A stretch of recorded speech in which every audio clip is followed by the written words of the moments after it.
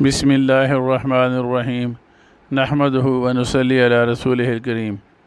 امید ہے کہ سب بھائی بخیر و عافیت ہوں گے۔ اللہ کے فضل و کرم سے میں بھی ٹھیک ہوں۔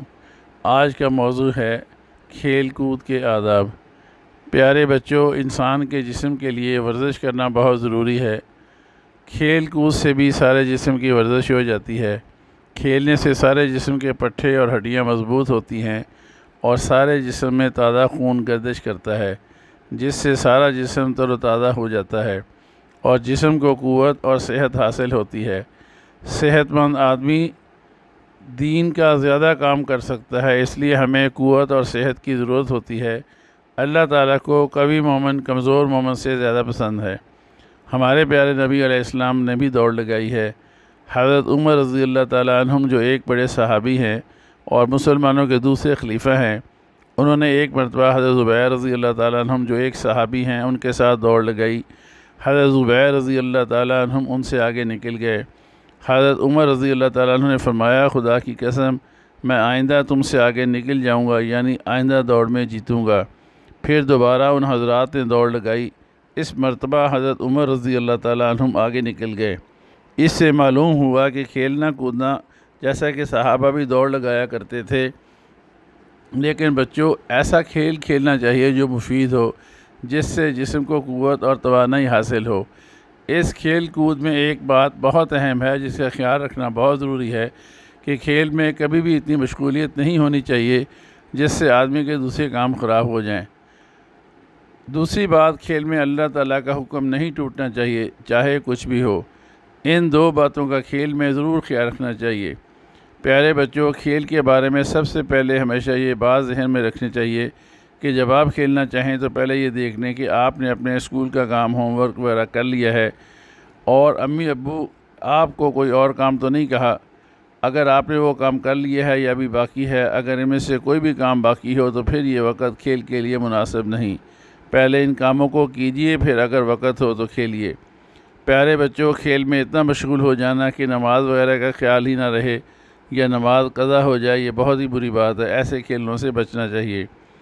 اسی طرح بعض بچے امی ابو کوئی کھیل کھیلنے سے منع کرتے ہیں، جیسے پتنگ اڑانا وغیرہ وغیرہ، لیکن بچے امی ابو کے منع کرنے کے باوجود ان سے چھپ کر وہی کھیل کھیلتے ہیں۔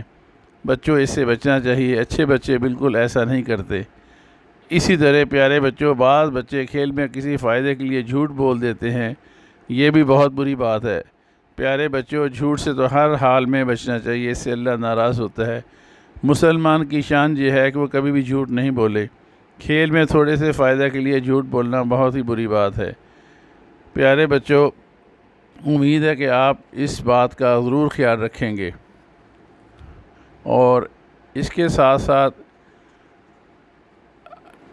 اب یعنی پیارے بچوں، کھیل کے بارے میں سب سے پہلے ہمیشہ یہ بات ذہن میں رکھنا چاہیے کہ ہم اتنا کھیلیں کہ جس سے ہم جو ہے باقی کام اپنے صحیح وقت پہ کر سکیں۔ پیارے بچوں، ہندوستان میں ایک جگہ مظفر نگر ہے، یہاں بڑے بڑے علماء پیدا ہوئے، یہاں ایک بزرگ رہتے تھے۔ اس جگہ ہندوؤں اور مسلمانوں میں ایک زمین کے بارے میں جھگڑا ہوا۔ ہندو کہتے تھے کہ یہ ہماری عبادت کی جگہ ہے اور مسلمان اس کو اپنی مسجد کہتے تھے۔ جب یہ مقدمہ انگریزوں کی عدالت میں پیش کیا گیا تو انگریز مجسٹریٹ نے مسلمانوں کو الگ بلا کر ان سے تنہائی میں پوچھا کہ کیا ہندوؤں میں کوئی ایسا آدمی ہے جس کی سچائی پر تم لوگوں کو بھروسہ ہو اور ان کی بات پر فیصلہ کر دیں؟ تو مسلمان نے کہا نہیں۔ پھر اس نے ہندوؤں کو اکیلے میں بلا کر ان سے پوچھا کہ کیا مسلمانوں میں کوئی ایسا ہے جس کی سچائی پر تمہیں بھروسہ ہو؟ ہندوؤں نے کہا ہاں، مسلمانوں میں ایک بزرگ ہیں جو کبھی جھوٹ نہیں بولتے، شاید وہ اس موقع پر بھی سچ بولیں۔ انگریز نے ان کو بلایا، وہ آئے۔ جب ان سے اس بارے میں پوچھا گیا تو انہیں کہا کہ یہ زمین ہندوؤں کی ہے اور مسلمانوں کا اس سے کوئی تعلق نہیں ہے۔ اس پر ہندوؤں کے حق میں فیصلہ سنا دیا گیا۔ پیارے بچوں، دیکھا آپ نے، ان بزرگ نے مسلمانوں کے فائدے کے باوجود سچ بولا، جس سے مسلمان ہار گئے، مگر ان کو اخلاقی فتح حاصل ہوئی، اور سچائی اور اسلامی اخلاقی کے اس مظاہرہ کا فائدہ دنیا میں یہ ہوا کہ اس وقت کئی ہندو ان بزرگ کے ہاتھ پر مسلمان ہو گئے۔